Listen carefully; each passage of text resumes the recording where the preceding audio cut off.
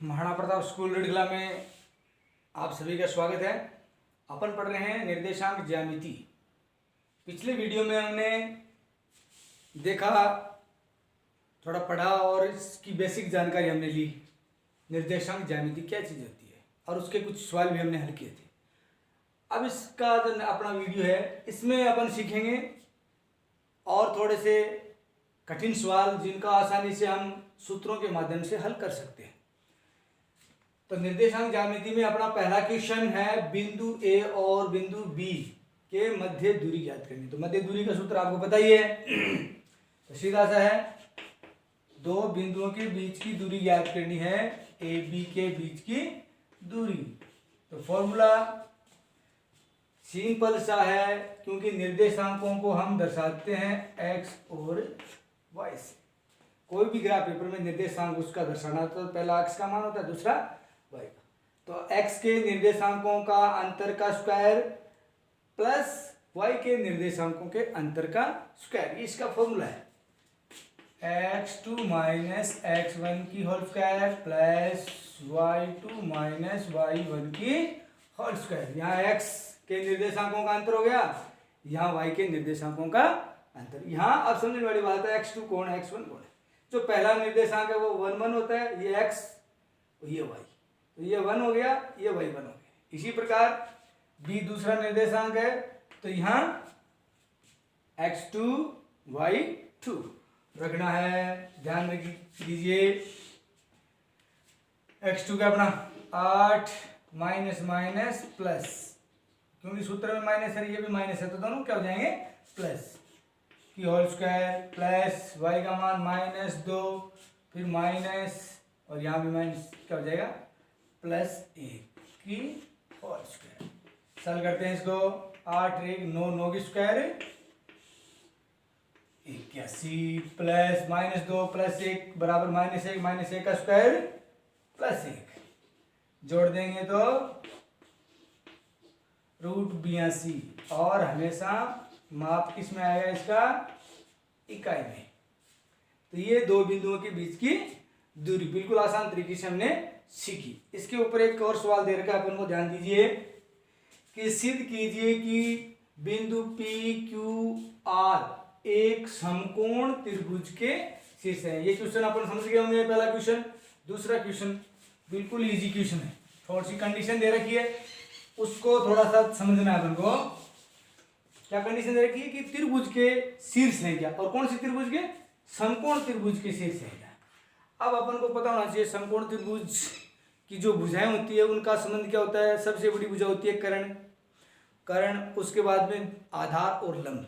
आधार और लंब के वर्गों का योग करें तो कर्ण के वर्ग के योग के बराबर होता है। तो अपन पाइथागोरस प्रमेय से ये सिद्ध कर सकते हैं कि समकोण त्रिभुज। वही फॉर्मूला अपन काम में लेंगे, क्योंकि पी क्यू की दूरी ज्ञात कर सकते हैं, क्योंकि यहाँ अपन के पास क्या फॉर्मूला क्या है, दूरी का है। निर्देशांकों को दूरी कैसे ज्ञात की जाती है तो वो हम अपन सीख रहे हैं। तो यहाँ अब इस त्रिभुज को अपन को पता करना है कि ये जो शीर्ष हमें दे रखे हैं, या सिद्ध करना है, बताना है कि ये समकोण त्रिभुज के हैं। तो क्या रहेगा, पी क्यू के बीच की दूरी ज्ञात कर लेंगे, क्यू आर के बीच की दूरी ज्ञात कर लेंगे, और पी आर के बीच की दूरी ज्ञात कर लेंगे।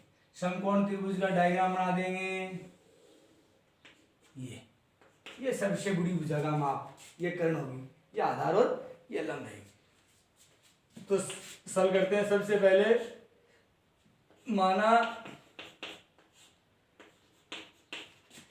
समकोण त्रिभुज पी क्यू आर के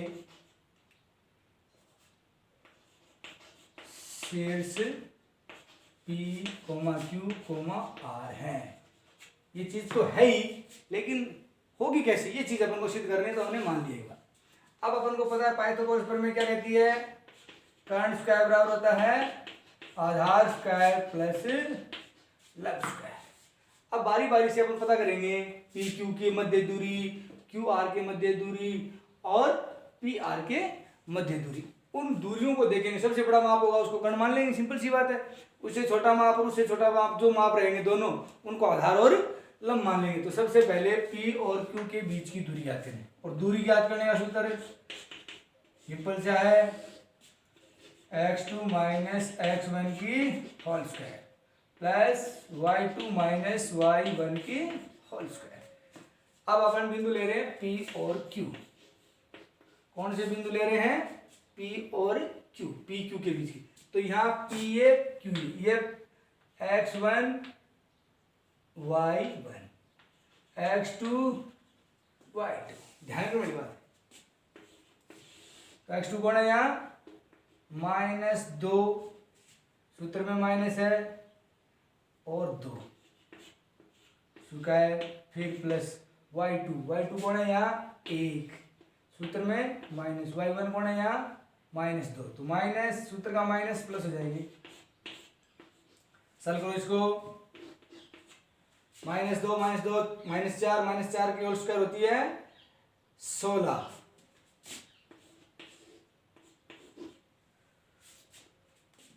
ये हो गया 3 की स्क्वायर हो गए प्लस के 9, और ये सलीकन हो गया 25। किसके बराबर है? पी क्यू बराबर √25। और अपन को चाहिए कर्ण की स्क्वायर, आधार की स्क्वायर, मतलब भुजा का स्क्वायर चाहिए। तो दोनों पदों का वर्ग कर लेंगे। दोनों पदों का वर्ग करने पर क्या हो जाएगा? पी क्यू स्क्वायर बराबर हो जाएगा, इसका रूट हट जाएगा। कितना माप आया इसका? पी क्यू स्क्वायर बराबर है 25 इकाई। इसी प्रकार दूसरी दूरी ज्ञात करते हैं क्यू आर।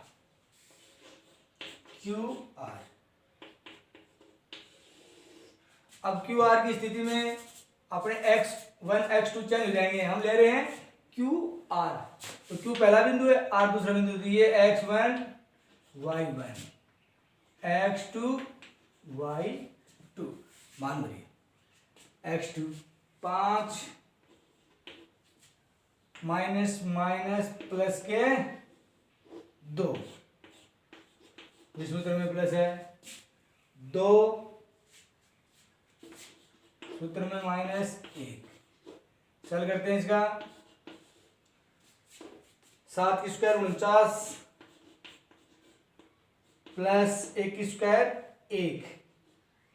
तो ये हो गए 49 √50। अब भी इसी प्रकार अपन को क्यू आर की स्क्वायर चाहिए। तो दोनों पदों का वर्ग करेंगे। तो ये हो जाएगा क्यू आर स्क्वायर बराबर, इसका रूट ले जाएगा 50 इकाई।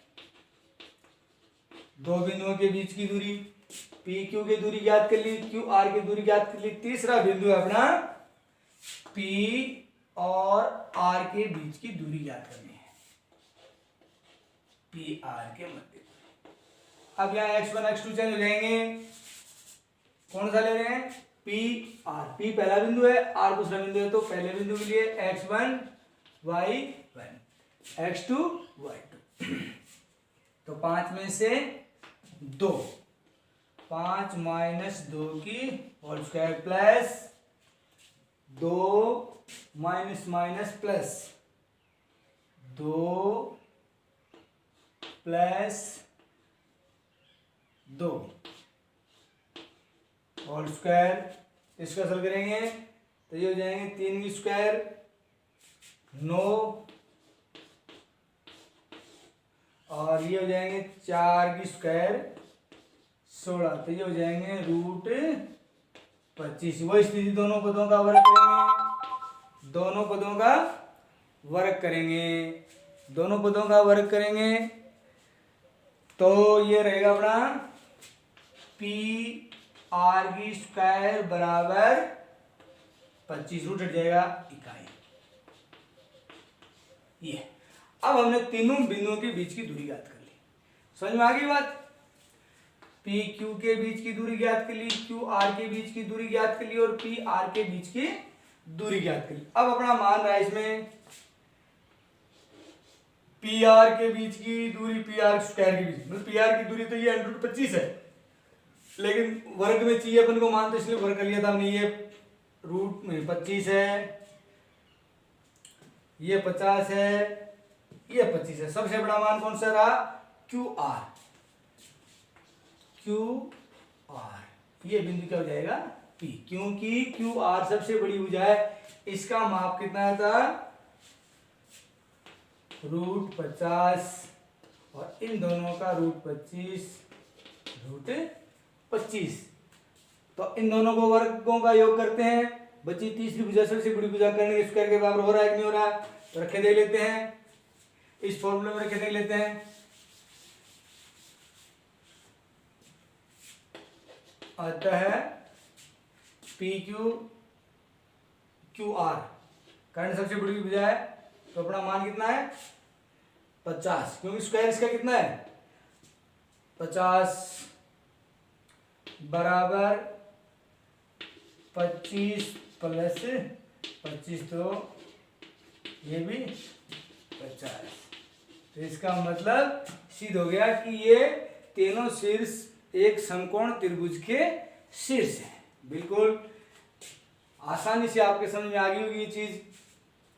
एक बार पुनः थोड़ा सा हल्का सा देख लेते हैं इसको कि अपन को सिद्ध करना है कि PQR के एक समकोण त्रिभुज के शीर्ष है क्या, ये सिद्ध करना है अपन को। तो बिल्कुल अब इसमें PQ के बीच की दूरी ज्ञात कर लेंगे, QR के बीच की दूरी ज्ञात कर लेंगे और PR के बीच की दूरी का सूत्र सामान्य से। अब अपन को देखना सबसे बड़ा माप आता है उसको कर्ण मान लेंगे, बाकी बच गई भुजा आधार और लंबा लेंगे। यदि बाकी भुजाओं का वर्गों का योग कर्ण के योग वर्ग के योग के बराबर आता है तो समकोण त्रिभुज है, नेता नहीं है तो अपना हो गया, जिसका मतलब समकोण त्रिभुज के शीर्ष ये है। तो इसके आगे क्वेश्चन देखते हैं अपन। तो अपन पढ़ रहे थे उस त्रिभुज के शीर्ष समकोण त्रिभुज के शीर्ष है या नहीं है। इसी प्रकार और भी क्वेश्चन पूछे जा सकते हैं, जैसे कि कोई 4 शीर्ष दे दिए ABCD, इनके निर्देशांक 2 3 4 3 -1 2 5 -3, ये 4 निर्देशांक दे दिए। या क्या ये किसी वर्ग के शीर्ष हैं या किसी आयत के शीर्ष हैं।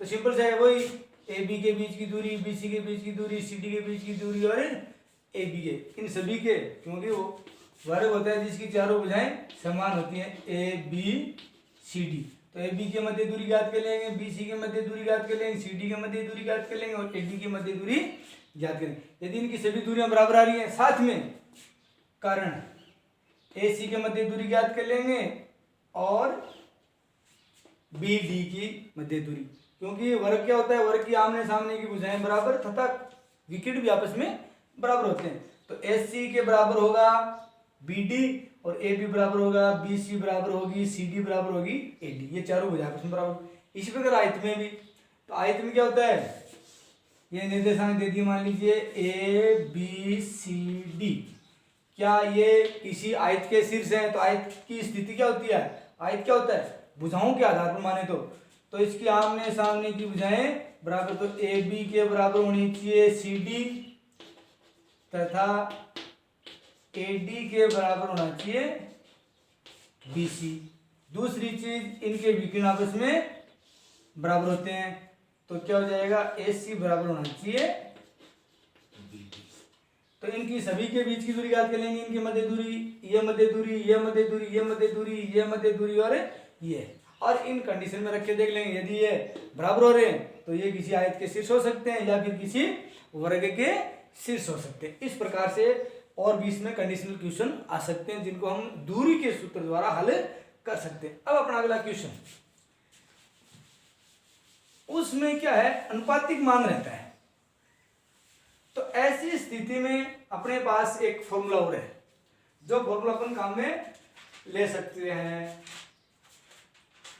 जो विशेष स्थिति में होता है कि कोई विशिष्ट बिंदु है, अब ऐसा सवाल देगा अपन के सामने, देखिए उस बिंदु के निर्देशांक ज्ञात कीजिए जो बिंदु जिसके निर्देशांक 3 और 5, दूसरा बिंदु देगा 7 और 9 को मिलाने वाले रेखाखंड को 2:3 के अनुपात में विभाजित भी कौन सा, अंतर विभाजन। यहां ध्यान रखने वाली बात है, पिछले वीडियो में भी मैंने विशेष तौर से आपको बताया है अंतर विभाजन की स्थिति में फॉर्मूला अलग रहेगा और यहाँ दूसरा नाम आ सकता है बाह्य विभाजन। तो बाह्य विभाजन की स्थिति में सूत्र दूसरा रहेगा।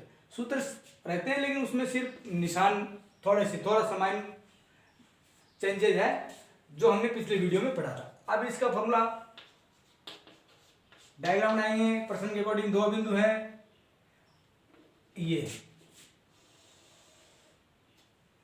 ए और बी, इसके निर्देशांक 3 और 5, इसके निर्देशांक 7 और 9। यहाँ कोई बिंदु है, इन दोनों के बीच में वो अंतर्विभाजन जो बीच में है, कहाँ पे है, कहीं पर भी हो सकता है, उसका नाम दे दिया हमने P। क्या नाम दे दिया? P। जो किस अनुपात में बढ़ता है, इधर हिस्सा रहता है इस रेखाखंड का, इस पूरी दूरी का, मान लीजिए ये पूरी दूरी जितनी भी है उसका 2 अनुपात इधर रहेगा, 3 अनुपात इधर रहेगा। और इस बिंदु के निर्देशांक ज्ञात करने के लिए क्या होता है, P का x और P का y ज्ञात करना है। सिंपल से ये डायग्राम समझ में आया आपके?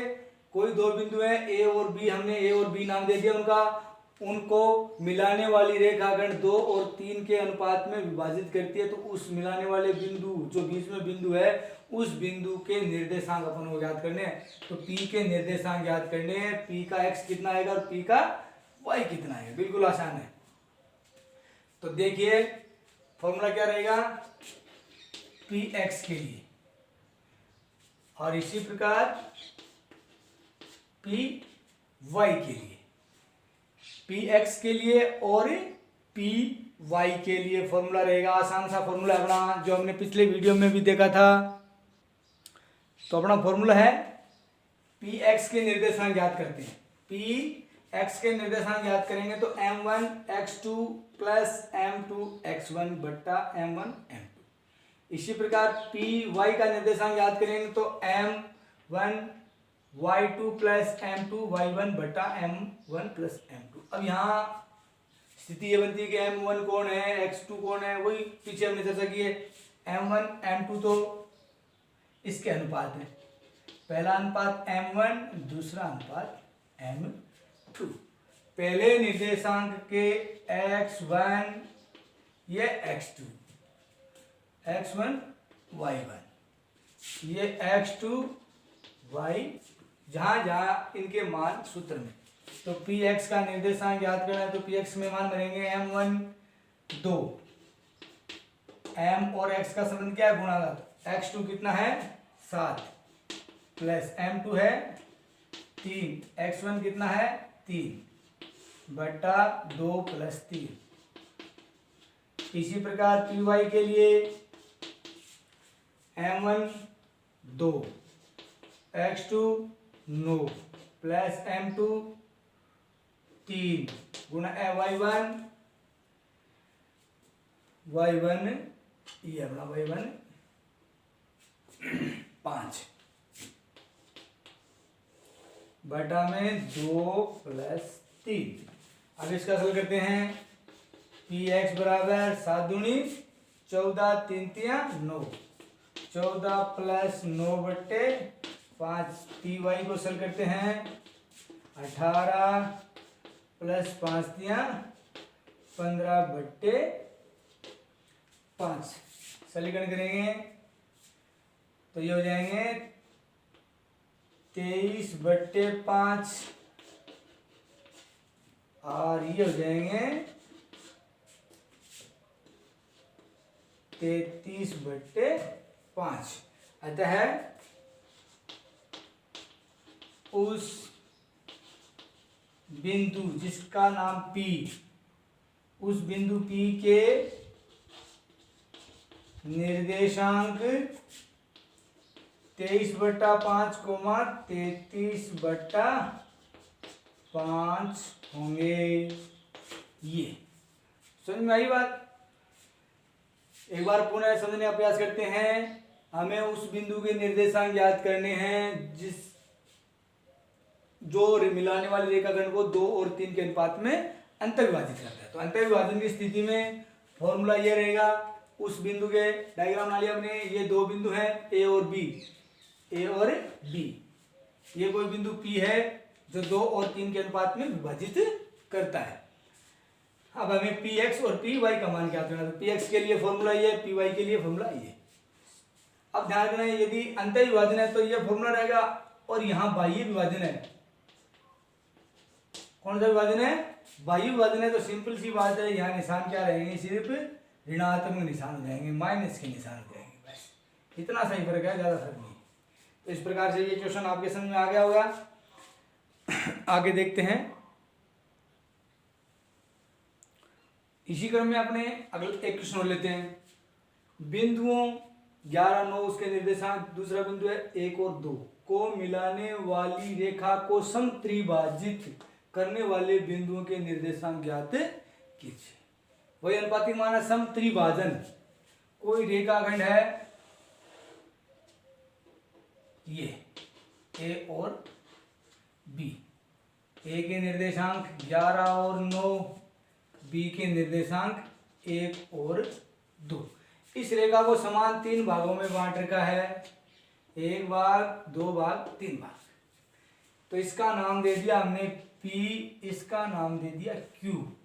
तो कहने का मतलब हमसे पूछा जा रहा है कि ये P और Q बीच में जो इस रेखा के अनुपातिक मान आए हैं उनके निर्देशांक अपन को बताने हैं, उनके निर्देशांक अपन को ज्ञात करने हैं। तो अपने पास बीच के बिंदु के निर्देशांक ज्ञात करने के लिए स्थिति क्या बनती है? सिंपल सी बात है कि उसके अनुपात अपने पास होने चाहिए। तो अपन को पता है इस रेखाखंड है पूरी, उसके 3 बराबर भाग के लिए इतने, इधर कितने हिस्से हैं? 1 हिस्सा और 2 हिस्सा। तो यहाँ 2, इधर कितना हिस्सा है इसका? 1। तो ये 1:2 के अनुपात में विभाजित होगी। इसी प्रकार इधर इसके इस बिंदु पर अनुपातिक मान ज्ञात करें तो ये हो जाएगा 2:1, क्योंकि इधर एक इसका समत्रिभाजन है, समान 3 विभाजन, समान 3 विभाजन। तो AP बराबर है PQ बराबर है QB। तो इसका मतलब समान 3 विभाजन है। तो यदि अनुपातिक रूप में इसको बांटेंगे तो AP P पर जो निर्देशांक हमें ज्ञात करने हैं x और y, Q पर भी निर्देशांक ज्ञात करने हैं x और y। तो यहाँ अनुपातिक मान हमें दे नहीं रखा है, अप्रत्यक्ष रूप से हमें पता होना चाहिए कि समत्रिभाजन है। तो क्या हो जाएगा? यहाँ इधर 1 हिस्सा है तो 1 अनुपात, आगे कितने हिस्से रह गए? 2, तो 2, तो टोटल 3 अनुपात है, तो इसका योग भी 3 हो रहा है। इसी प्रकार इस बिंदु के भी इधर 2 हिस्से आ रहे हैं, इधर 1 हिस्सा है, तो 2:1। इस प्रकार से ये प्रश्न है, इसको सॉल्व करेंगे। उससे पहले थोड़ी सी और चर्चा। तो यहाँ स्थिति में सम 4 विभाजक, तो 4 विभाजन भी हो सकते हैं यदि सवाल अलग हो तो। अब यहाँ 3 विभाजन मानते हुए अपन सॉल्व करते हैं। यह बिंदु A, ये बिंदु B। वही Px के मान ज्ञात करना है, Px के निर्देशांक m1x2 प्लस m2x1 बटे m1 प्लस m2। इसी प्रकार Py के लिए m1y2 प्लस m2 y1 बट्टे m1 प्लस m2। ये फॉर्मूला रहेगा।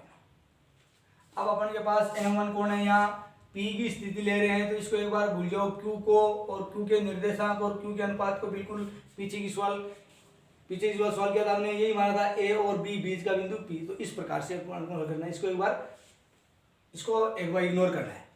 अपन पहले P बिंदु के निर्देशांक ज्ञात करेंगे। तो Px बराबर m1 1 गुणा x2 1 प्लस m2 2x1 11 बट्टे ये हो जाएगा 1 और 2 का 3। इसको सॉल्व करते हैं। ये हो गया 1 22 और 1 23 बट्टे 3। Px के निर्देशांक आ गए। इसी प्रकार Py के निर्देशांक, Py के निर्देशांक के लिए x m1 वही 1 गुणा y2 गुणा 2 प्लस m2 यहाँ 2 गुणा y1 कौन है 9 बट्टा ये हो जाएगा 3। तो Py का मान ये हो जाएगा 2 एकम 2 9 दूनी 18 18 और 2 20 बट्टे 3। तो P के निर्देशांक हो जाएंगे 23 बट्टे 3 20 बट्टे 3। समझ भाई। अब इसी प्रकार अपन को Q के निर्देशांक ज्ञात करने हैं। तो यहाँ P की जगह Q Q Q रहेगा, QI QI और QI। बाकी ये फॉर्मूला सेम रहने वाला है ये। तो QX के लिए M1 यहाँ देखिए M1 2 है, 2 गुणा X2 1 प्लस M2 है अपना 1 गुणा X1 का मान 11 बट्टे अनुपातों का योग, इन दोनों अनुपातों का योग। सरल करेंगे इसको, QX बराबर 2 और 11 13/3। QY के निर्देशांक M1 है 2 गुणा Y2 है 2 प्लस M2 है 1 गुणा Y1 है 9 बट्टा में योग 3। तो QY बराबर 4 9 13/3। तो इसके अनुपात आ जाएंगे 4 और 9 13, ये भी 13। तो Q के निर्देशांक होंगे 13/3 13/3। इस प्रकार से ये समान 3 विभाजन करते हैं। तो ये बीच के P और Q बिंदु के निर्देशांक में ज्ञात करना है, तो हम आसानी से ज्ञात कर पाएंगे। ये अनुपातिक। तो अपनी निर्देशांक ज्यामिति के जो महत्वपूर्ण क्वेश्चन थे उनको हमने बोर्ड पे अच्छी तरह से क्लियर किया है। फिर भी कोई समस्या रहती है तो कमेंट बॉक्स में जाकर आप कमेंट कर सकते हैं, पूछ सकते हैं। और इन वीडियो को आप अच्छी तरह से देखें। महाराणा प्रताप स्कूल द्वारा इस महामारी पर, इस जो कठिन समस्या है, तो बच्चे स्कूल नहीं आ सकते, सभी को घर पे रहने के लिए निर्देश हैं। तो हमारे द्वारा छोटा सा प्रयास किया जा रहा है कि आप घर बैठे हमारे इस छोटे से प्रयास से आप अपना लाभ उठाएं। तो आप घर पे रहें और अच्छी तरह से पढ़ाई करें। जो भी समस्या आती है फ़ोन कॉल्स कर सकते हैं। और एक का महत्वपूर्ण एक ये भी है कि आज राजस्थान के वीर शिरोमणि महाराणा प्रताप का जन्मदिवस भी है। तो अपने विद्यालय परिवार की ओर से पूरे भारतवर्ष के, पूरे राष्ट्र, अपने राज्य को, प्रदेश के सभी नागरिकों को विद्यालय परिवार की ओर से महाराणा प्रताप जयंती की हार्दिक शुभकामनाएं। धन्यवाद।